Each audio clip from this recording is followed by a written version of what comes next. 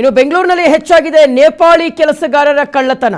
ನೇಪಾಳಿಗರ ಆಟಕ್ಕೆ ಬ್ರೇಕ್ ಹಾಕೋದಿಕ್ಕೆ ಪೊಲೀಸರು master plan ಒಂದನ್ನು ಮಾಡಿದ್ದಾರೆ. ಬೆಂಗಳೂರಿನಲ್ಲಿ ನೇಪಾಳಿ ಕೆಲಸಗಾರರ ಕಳ್ಳತನ ಜಾಸ್ತಿ ಆಗೋಗಿದೆಯಂತೆ. ನೇಪಾಳದಿಂದ ಬರೋದು, ಕೆಲಸಕ್ಕಂತೂ ಬರೋದು, ಕಳ್ಳತನ ಮಾಡೋದು. ಸೊ ಈ ನೇಪಾಳಿಗರ ಆಟಕ್ಕೆ ಬ್ರೇಕ್ ಹಾಕೋದಿಕ್ಕೆ ಪೊಲೀಸರು ಮಾಸ್ಟರ್ ಪ್ಲಾನ್ ಅನ್ನು ಮಾಡಿದ್ದಾರೆ. ಕೆಲಸಕ್ಕೆ ಸೇರಿಸಿಕೊಳ್ಳುವ ಮುನ್ನ ಫಿಂಗರ್ ಪ್ರಿಂಟ್ ವೆರಿಫಿಕೇಷನ್ಗೆ ಸೂಚನೆಯನ್ನು ನೀಡಲಾಗಿದೆ. ಪೊಲೀಸ್ ವೆರಿಫಿಕೇಷನ್ ಆಗಬೇಕು, ಫಿಂಗರ್ ಪ್ರಿಂಟ್ ವೆರಿಫಿಕೇಷನ್ಗೆ ಸಲಹೆಯನ್ನು ನೀಡಲಾಗಿದೆ. ಸೊ ಏನಾಗುತ್ತೆ ಅಂದರೆ, ಈ ನೇಪಾಳದಿಂದ ಬರ್ತಾರಲ್ಲ, ಕಳ್ತನ ಮಾಡ್ಕೊಂಡು ಮತ್ತೆ ನೇಪಾಳಕ್ಕೆ ಕೊಡೋಗ್ಬಿಡ್ತಾರೆ. ಅವ್ರನ್ನ ಹುಡ್ಕೊಂಬರೋದು ಒಂದು ದೊಡ್ಡ ತಲೆನೋವು.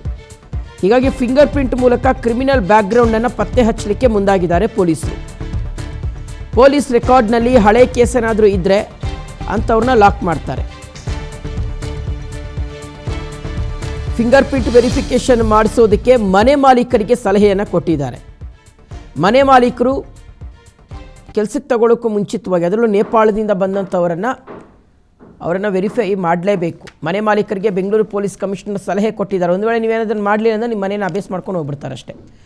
ಬಾಡಿಗೆ ನೀಡುವ ಮೊದಲು, ಬಾಡಿಗೆಗೆ ಕೊಡೋದಕ್ಕೂ ಮುಂಚಿತವಾಗಿ, ಅವ್ರ ಕೆಲಸಕ್ಕೆ ತಗೊಳ್ಳೋದು ಅಥವಾ ಬಾಡಿಗೆ ಕೊಡೋದಕ್ಕೂ ಮುಂಚಿತವಾಗಿ ಫಿಂಗರ್ ಪ್ರಿಂಟ್ ವೆರಿಫಿಕೇಷನನ್ನು ಮಾಡಿಸಲಿಕ್ಕೆ ಪೊಲೀಸರು ಸೂಚನೆಯನ್ನು ಕೊಟ್ಟಿದ್ದಾರೆ. ಯಾಕೆಂದರೆ ಇಲ್ಲೇ ಬೆಂಗಳೂರಿನವರ, ಕರ್ನಾಟಕದವರು ಆದರೆ ಅವ್ರನ್ನ ಹಿಡಿಯೋದು ತುಂಬ ಈಸಿ, ಅಥವಾ ಹೊರ ರಾಜ್ಯದವರಾದರೂ ಒಂದು ಸ್ವಲ್ಪ ಮಟ್ಟಿಗೆ ಪ್ರಯತ್ನ ಪಡ್ಬೋದು. ಆದರೆ ನೇಪಾಳ ಪಕ್ಕದ ರಾಷ್ಟ್ರ, ಅದು ತುಂಬ ಕಷ್ಟ, ಅಂದರೆ ತುಂಬ ಪ್ರೊಸೀಜರ್ಸ್ ಇದ್ದಾವೆ.